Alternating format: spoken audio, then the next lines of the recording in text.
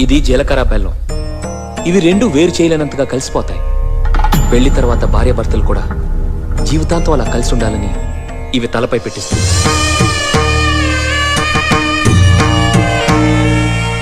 ఇది మంగళసూత్రం.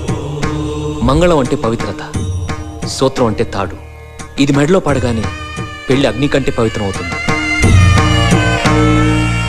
పుట్టింటికెళ్తే అత్తారింటిని, అత్తారింటికెళ్తే పుట్టింటిని మర్చిపోకూడదనే 2 బొట్లున్న తాళిని మెడలో కట్టిస్తారు. తలంబ్రాలంటే తలపై నుండి రాలిపడేవి. ఆ ఇంట్లో సిరి సంపదలు కూడా అలా వచ్చి పడాలని తలంబ్రాలు పోయిస్తారు.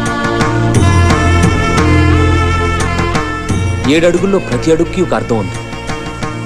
ఒకరి వెంట ఒకరు 7 అడుగులు నడిచి 6వ ప్రాణంగా 5వ తనాన్ని మూటగట్టుకొని 4 దిక్కుల సాక్షిగా 3 ముళ్ల బంధంతో 2 జీవితాలు ఒకటయ్యేదే పెళ్ళంటే.